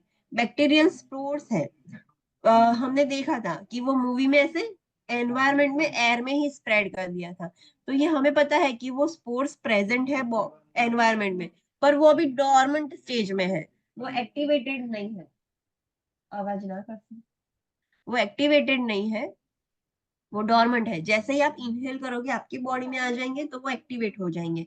So inhalation से कैसे इन्फेक्शन स्प्रेड होता है, so it is caused by the inhalation of bacterial spores which multiply in the alveoli. Alveoli में जाने के बाद वो multiply हो जाते हैं. The disease begins with the same symptom as the flu including fever, muscle ache and fatigue. अभी anthrax से इन्फेक्टेड हो गया पेशेंट ने, अभी अभी लंग्स इन्वॉल्व है तो रेस्पिरेटरी साइन एंड सिम्टम्स देखने को मिलेंगे, नॉट जीआई एंड स्किन. तो पेशेंट को क्या होगा, फ्लू जैसे सिम्टम्स आएंगे, फीवर होगा, मसल एक होगा, फटीग होगा. Symptoms suddenly becomes more severe with the development of breathing problems and shock. अभी सिम्टम्स बहुत ही सीवियर हो जाएंगे, सडनली पेशेंट को ब्रीथिंग प्रॉब्लम हो जाएगा, सीवियर ब्रीथिंग प्रॉब्लम और शॉक लगेगा. कौन सा शॉक, बैक्टीरियल इन्फेक्शन, ब्लड में सारे ब्लड में बैक्टीरिया है तो कौन सा शॉक लगेगा, septic shock. Septic shock. Patient को सेप्टिक शॉक लगेगा जैसे जैसे डिजीज प्रोग्रेस होगी. Toxins cause haemorrhage and destruction of lung tissue. जो बैक्टीरिया के टॉक्सिन्स है, बैक्टीरिया टॉक्सिन्स रिलीज करते हैं to make the damage in our body. So toxins की वजह से हेमरेज होगा, इंटरनल ब्लीडिंग हो जाएगा, लंग्स में भी ब्लीडिंग होगा, हीमोप्टिसिस होगा बिकॉज लंग्स में ब्लीडिंग हो रहा है तो कॉफ में भी ब्लीड आएगा और लंग टिश्यू डिस्ट्रॉय हो जाएगी और patient can die due to the septic shock. So this are the sign and symptoms. Skin के लिए अलग, जीआई सिस्टम के लिए अलग, इनहेलेशन के लिए अलग. Let's see next. The infection is carried to the lymph nodes and then spread to the rest of the body by the way of the blood and lymph system. High levels of toxin lead to shock and death. Skin से enter हो GI system से हो या inhalation से हो, एक बार वहां पर जाने के बाद sign and symptom specific body जहां पे भी इन्फेक्शन हुआ है उसके होंगे, पर वो धीरे धीरे पूरी बॉडी में स्प्रेड हो जाएगा। और कैसे होगा, कौन से रास्ते से पूरी बॉडी में स्प्रेड होगा? Through Lymph. Blood and lymph system. So lymph में वो बैक्टीरिया जाके सारी बॉडी में हेड टू टो तक पूरे ब्लड में या पूरे लिम्फ में बैक्टीरिया ही बैक्टीरिया है। और बैक्टीरिया ज्यादा है तो उसकी वजह से टॉक्सिन्स भी ज्यादा हो जाएंगे ब्लड के अंदर, तो उसकी वजह से सेप्टिक शॉक हो सकता है और पर्सन कैन डाई, डेथ भी हो सकती है। In the lungs, anthrax can cause buildup of fluid, tissue decay and death, fatal if untreated. अगर lungs में पहले इनहेल किया, इनहेलेशन के बाद वो सारी बॉडी में स्प्रेड हो गया, पर जब अभी लंग्स में गया तो उसकी वजह से अंदर फ्लूइड, टिश्यू डिके और वैसा सब होने की वजह से डेथ भी हो सकती है। अगर आप उसको लाइटली लो कि पेशेंट को कॉफिंग है ना, कुछ भी नहीं है, तो उसके उसकी वजह से पेशेंट की जान भी जा सकती है। A blood test is available to detect the anthrax. It detects and amplifies the Bacillus anthracis DNA if present in the blood sample. There is a blood test. आपको कैसे पता चलेगा कि पेशेंट को एंथ्रेक्स है? सो एक ब्लड टेस्ट है, blood test में आपको वो स्पेसिफिक बैक्टीरिया ही आइडेंटिफाई होंगे, उसके डीएनए प्रेजेंट होंगे, जो बैसिलस एंथ्रासिस है उसके डीएनए ब्लड के अंदर प्रेजेंट होते हैं।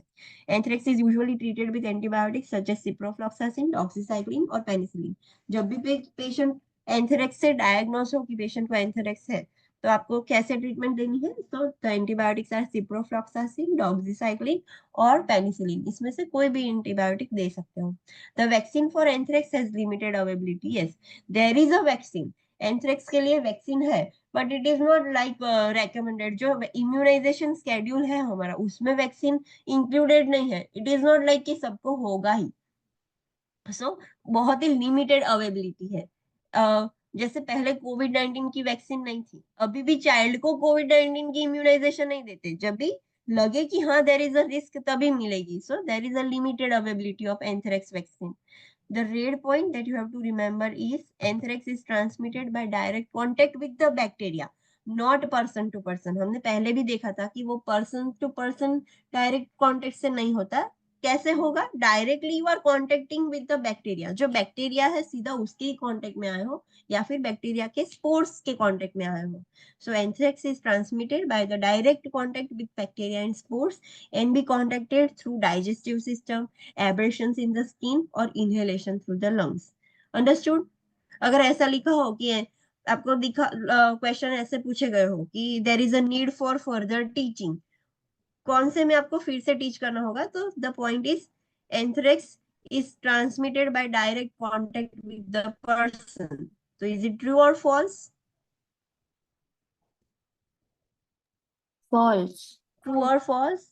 False. फॉल्स। वो पर्सन टू पर्सन कांटेक्ट से नहीं होगा।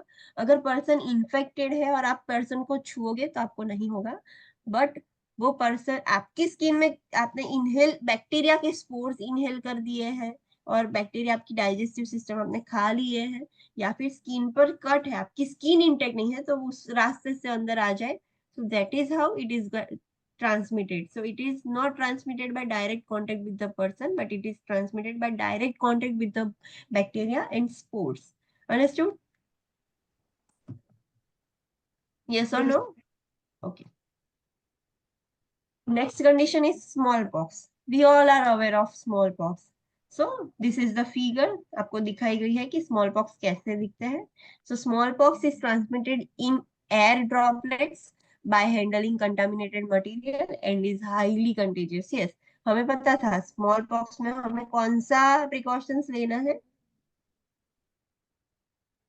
एयरबोर्न। स्मॉल पॉक्स के लिए कौन सा? Airborne precautions. तो स्मॉल पॉक्स एयर के थ्रू ट्रांसमिट हो गए, जो भी पेशेंट को स्मॉल पॉक्स है उसके सारे वायरसेस हवा में है, सो दूसरा कोई पर्सन है अगर उस कांटेक्ट में आएगा तो उससे भी हो जाएगा। इट इज हाईली कंटेजियस, बहुत ही कंटेजियस है, इजीली स्प्रेड होता है। Symptoms begin 7 to 17 days after exposure and includes fever, back pain, vomiting, malaise and headache. अगर मैं स्मॉल पॉक्स जो वायरस है उसके कांटेक्ट में आ गई हूँ तो सिम्टम्स कब स्टार्ट होंगे? 7 से 17 दिन के बाद स्टार्ट होंगे। आज कांटेक्ट में आई तो आज ही मुझे स्टार्ट नहीं हो जाएंगे सिम्टम्स, वो इंक्यूबेशन पीरियड होता है कि उसमें मेरी बॉडी में सारे वायरसेस ग्रो होंगे, फिर मुझे सिम्टम्स दिखेंगे। तो सिम्टम्स 7 से 17 दिन बाद दिखते हैं। कैसे सिम्टम्स दिखते हैं? तो fever, back pain, vomiting, मलेज and headache होगा। Papules develop 2 days after the symptoms develop and progresses to pustular vesicle that are abundant on the face and extremities initially. Symptoms हुए, symptoms के 2 दिन बाद papules develop होनी start हो जाएगी और वो पेप्यूल्स में से धीरे धीरे प्यूस्टुलर वेसिकल्स बन जाएंगे और सारी बॉडी में इतने सारे प्यूस्टुलर वेसिकल्स बन जाएंगे पूरी बॉडी में। फेस एक्सट्रीमिटीज में पहले बनते हैं, फिर पूरी बॉडी पर हो जाते हैं। You can see the image, face पूरी एक्सट्रीमिटी पर है।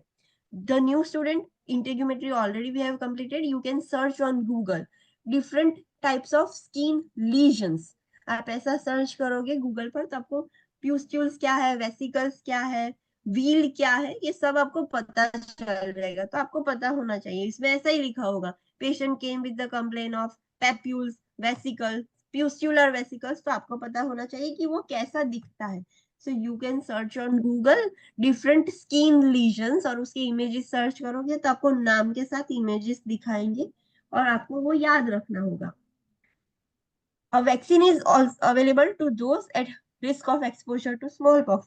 Smallpox की वैक्सीन भी है और जो भी हाई रिस्क है, जहां पर स्मॉलपॉक्स का एक्सपोजर ज्यादा है, जहां पर नंबर ज्यादा है, तो वहां पर इजिली उनको मिल जाती है because it is already available. Next, botulism. Botulism क्या है? So botulism is a serious paralytic illness caused by nerve toxin produced by bacterium Clostridium botulinum. So this is the bacteria, bacterium Clostridium botulinum. उसकी वजह से nerve damage होती है because वो जो bacteria है जो टॉक्सिन्स सिक्रीट करता है, वो टॉक्सिन्स हमारी नर्व डैमेज कर देती है और उसकी वजह से पैरालिसिस हो जाएगा। So it is a paralytic illness और death can occur with in 24 hours. अगर किसी को, कोई पर्सन को बॉट्यूलिज्म हुआ है तो 24 घंटे में वो पर्सन मर जाएगा। Its spores are found in the soil and can spread through the air or food, improperly canned food or via contaminated wood. इसके स्पोर्स होते हैं, ये जो बैक्टीरिया है उसके अंडे, स्पोर्स कहाँ पर होते हैं? सो सॉइल में होते हैं, air, food contaminate, properly canned food नहीं है, प्रॉपरली फूड हैंडल नहीं है तो उसमें से भी स्प्रेड होंगे और कंटामिनेटेड वुंड से भी स्प्रेड होते हैं। एक ऐसी भी चीज है जो हमें याद रखनी है, अगर वो हम प्रैक्टिस करेंगे तो उसकी वजह से बॉट्यूलिज्म हो सकता है in the child. What was that? Honey नहीं पीना है। हाँ, यस। सो अगर इन्फेंट को हनी, ऐसे in some cultures there is a practice कि जो स्मॉल इन्फेंट होता है उसको हनी टेस्ट करवाते हैं। सो उसकी वजह से बॉट्यूलिज्म हो सकता है बिकॉज जो फूड है उसकी डाइजेस्टिव सिस्टम, उसकी इम्यूनिटी इतनी अच्छी नहीं है and there might be spores of this bacteria और उसकी वजह से उसको बॉट्यूलिज्म हो जाएगा और child can die. So it make sure कि उसके स्पोर्स फूड में भी होते हैं। Botulism can not spread from person to person, एक पर्सन से दूसरे पर्सन पर स्प्रेड नहीं हो सकता botulism. Symptoms include abdominal cramp, diarrhoea, nausea and vomiting, double vision, blurred vision, drooping of eyelids, difficulty in swallowing or speaking, dry mouth and muscle weakness. Because वो nervous system पर ही act करते हैं। तो सारे symptoms कैसे होंगे? पहले तो abdominal cramp, diarrhoea, nausea, vomiting होगा, फिर डबल विजन दिखेगा, ब्लर्ड विजन दिखेगा, आईलिड्स ड्रूपिंग हो जाएगी because of paralysis, difficulty in swallowing होगा, difficulty in speaking, dry mouth और मसल वीकनेस, पैरालिसिस हो जाता है उसमें। न्यूरोलॉजिकल सिम्टम्स कब स्टार्ट होते हैं? सो neurological symptoms begin 12 to 36 hours after ingestion of food-borne botulism and 24 to 72 hours after inhalation and can progress to paralysis of arms, legs, trunks or respiratory muscles. Mechanical ventilation is necessary. Yes. जब भी patient बॉट्यूलिज्म, ये bacteria के contact में आता है, खाने की वजह से, इंजेक्शन की वजह से, प्रॉपर फूड अच्छा नहीं था उसकी वजह से आया है, तो न्यूरोलॉजिकल सिम्टम्स कब दिखेंगे? After 12 to 36 hours.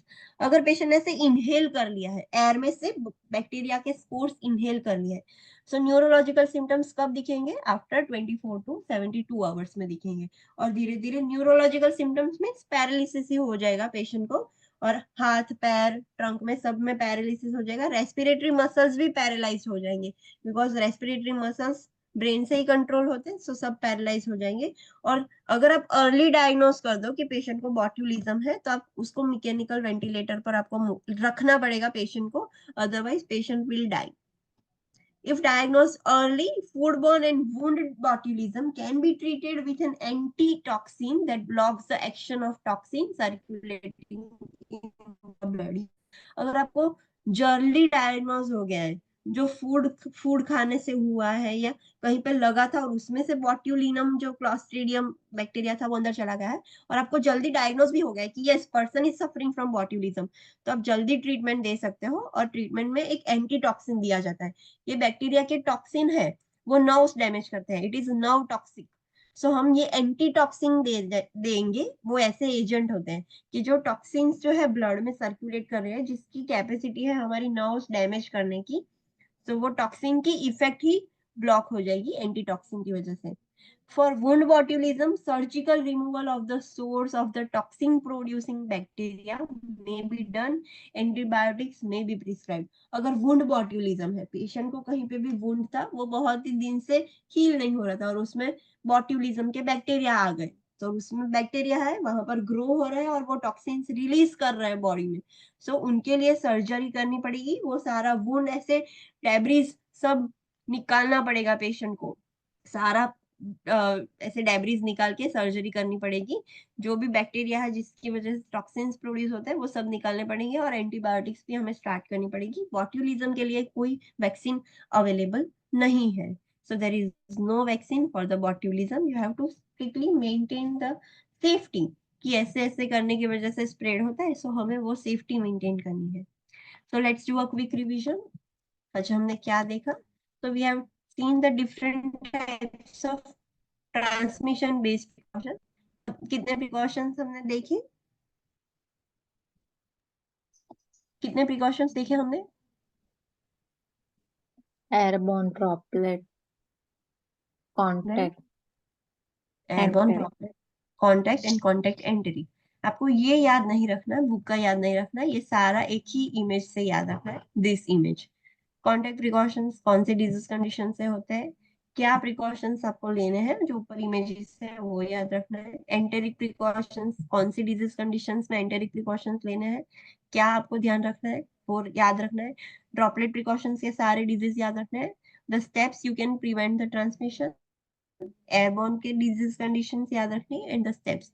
This is the image, यही सिर्फ करना है, इसमें से क्वेश्चंस आएंगे। Don't go with the book, book का याद नहीं करना है। Biological warfare agents. What is that? Biological warfare agents means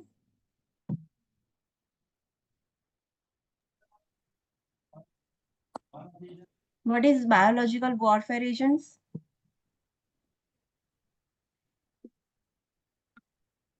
ऐसे Organ spread करे.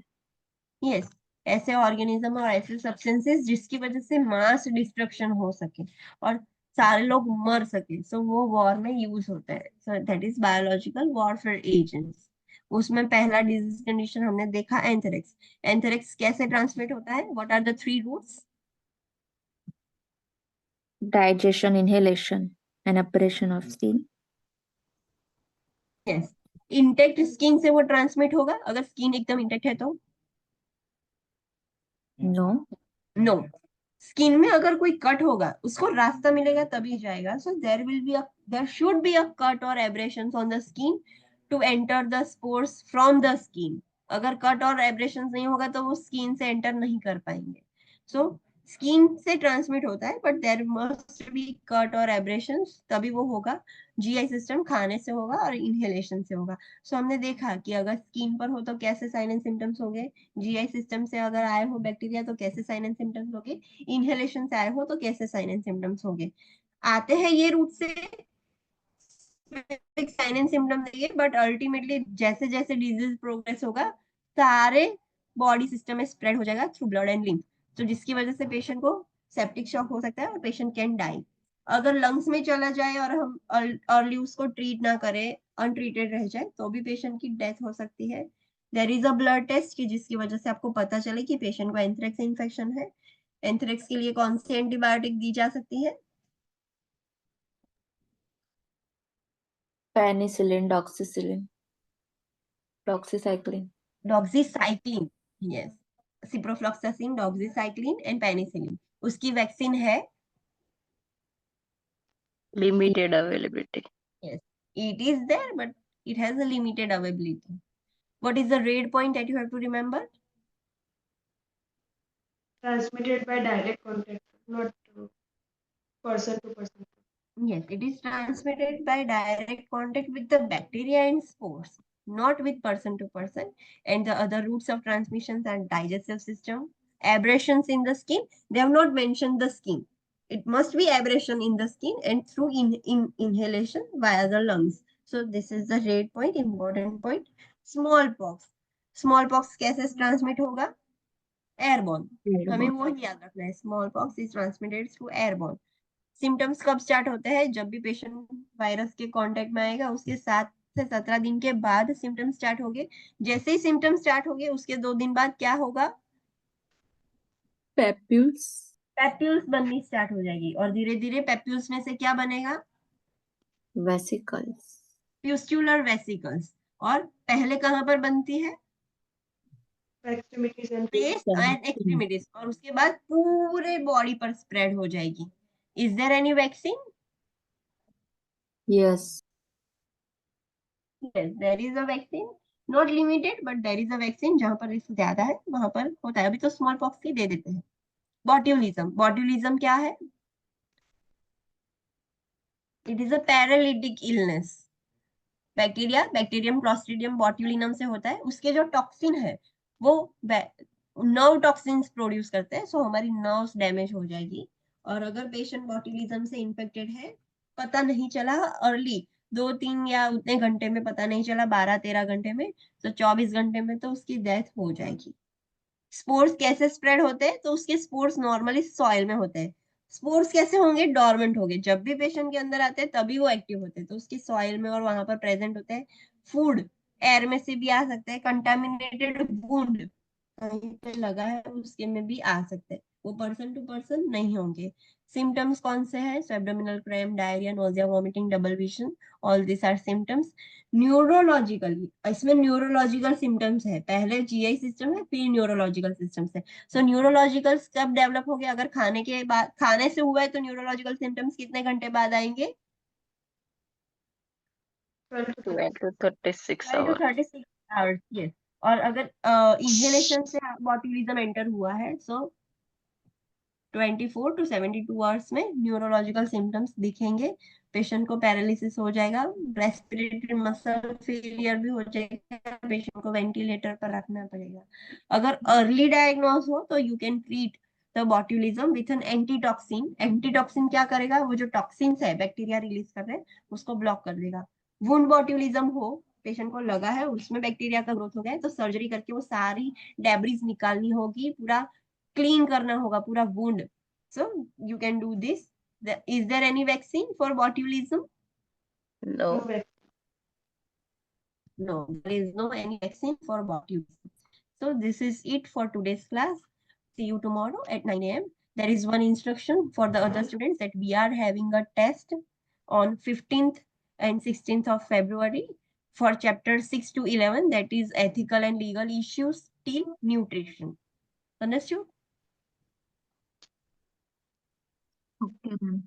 Yes. So जो न्यू स्टूडेंट्स अभी फरवरी में ज्वाइन हुए उनके लिए नहीं है. फरवरी से पहले जिनका ये ऑलरेडी सारे चैप्टर्स कंप्लीट हो गए उनके लिए है ये test. So new students don't have to worry कि आपने पढ़ा नहीं है, how you will give the test. It is not for you, it is for other students जिनका ऑलरेडी ये कंप्लीट हो गया है. So there is a test on 15th and 16th February. Online test होगा. 2 दिन के लिए लिंक ओपन होगी, आपको टेस्ट देना होगा. Understood? Yes. Any doubts? No 6 ma'am. to 11, yes, from ethical issues to nutrition. Okay, nutrition is 11. I don't remember exactly the number, but it is from ethical issues to nutrition.